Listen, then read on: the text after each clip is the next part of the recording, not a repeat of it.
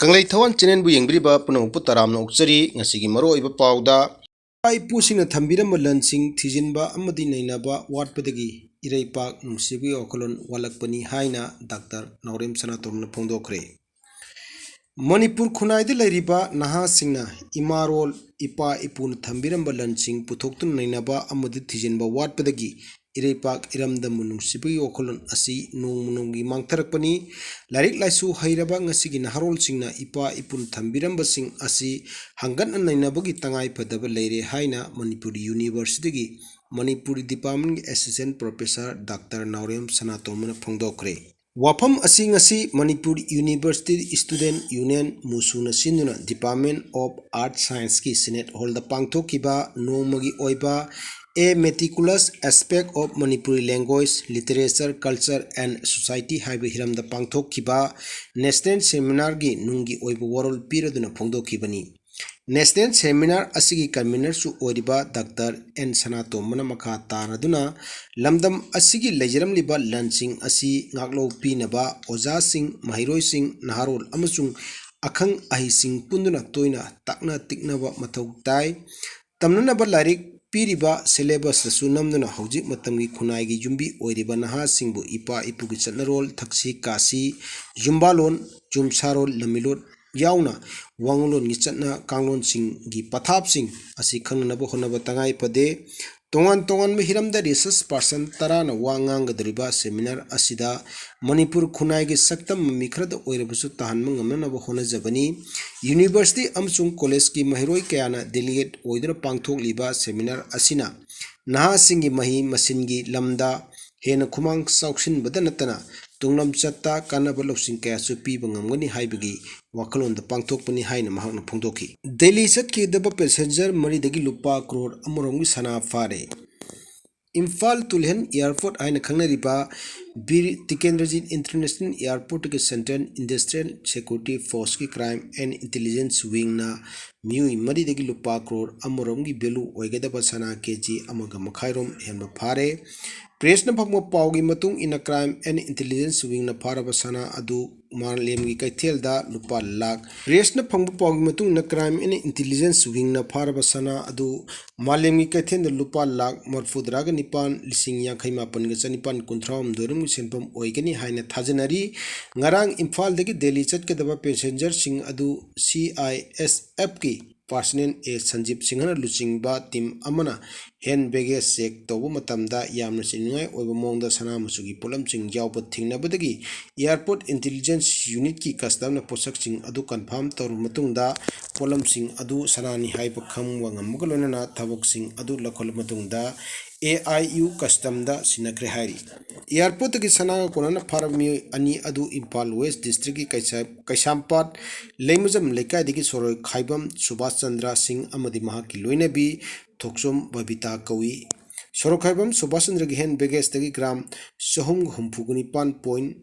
103 lumba sabulodriba sanagi lik ani amadi sanagi khuji ani fanki mahaki loinabi Thoksom Babita dagi sabalodriba sanagram saniga nifu mapan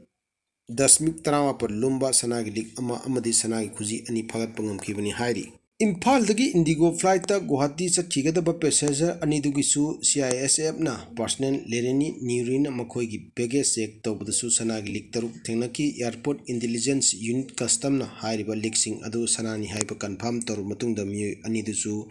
AIU custom da sinakre hairi pharab mioi anidu Imphal West district khetrimim Gulshan Maitai amadi Loremam Aramana da kawi hairi pharaba sana sing adu khetrimim Gulshan Maitaina gram sohum tara dasmik humpumathoigi sabulodriba sanagi lik hum amadi Loremam Raman da mangangdagi sabulodriba gram sohum trainthoi dasmik maudramathoi lumba sanagi lik hum phangkhibani hairi sanaga konna pharamyusing adu makha taba aingi thabuksing lakhonnaba marilenaba official singda sinakre hairi. Chief Minister Nongthumam Biren Sindhoknanaba cherol nadada su piramle hairi.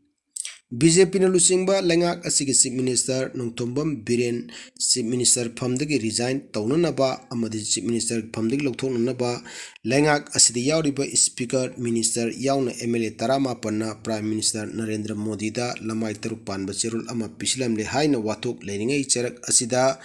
BJP National President JP Nada dasu cherol sing adu piramle haibagi wathok amamuk lakle Wathok asigi marak asida lamai taruk panba cherol adu Prime Minister Narendra Modi da pisindringi mamangda BJP gi National President oiriba JP Nada supiram le haina National Media News Channel singda report torokpadi charang naba amuk hena henglakle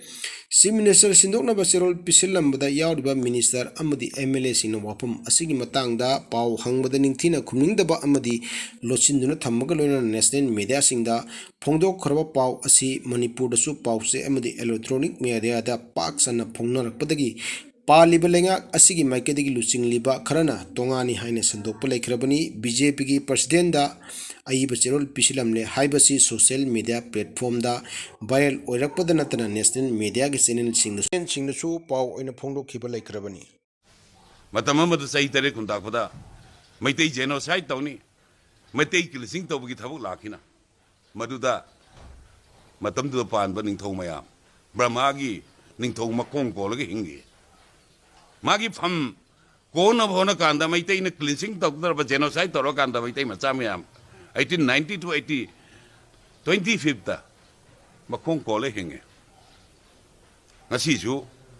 lengak ado adugi pangkhak da thabuk tawba matam nati ai koi maduda mang hayat panga maning thau macha mayam Maharaj Gambhir Singh Mandar Singh Popudi koi ngaji hingaurim Manipur da koi yam thengna krena 1872 to da 1970 to da Muhammad Ali Muddin Chief Minister kanda Maharaj Jibraj Tikendra ji ki thangal jener ge mongom de lai ka kane da baro jaga na yaru yaina Ali Muddin tawnen tawina kongyom ge kheba singda akogi memorial sane ha kanda yaro haina alim din dam na tokina matam di council minister na akoi matam da arkeran bin pan kanda serau kingda akoi laru bugi kari samadhi ma sabdo kari kowi kari mongpam memorial adu baro sakan lokto haina at the time I happen to be the law minister lokto hay dismantle to tahon gana akoi tamne tawina Kuli kula ina, Roman da hangya ina. Sanjimam gi keno da hangya ina matam tawna kito. Akoi tawni, hai na. Ani matang dara da bino do akoi amuk manti hoi kanda akoi narol jingi da akoi jenen amnesty pi ne na akoi sorry. Kari united ceasefire lok to kene tham lok to ina. Baro sarkar na madu akoi da kara nuai tun taw akoi tun taw ina. Why? Manipur mut ya bagi tanjala aba. Akoi gi aroi ba tangka amagi la la kanda karigi ngasi lady ba government sina kabugi makhada jati si mutlaba da makong ko ne hingbu no hingado thongna fana thengna biyo akoi kana gi international te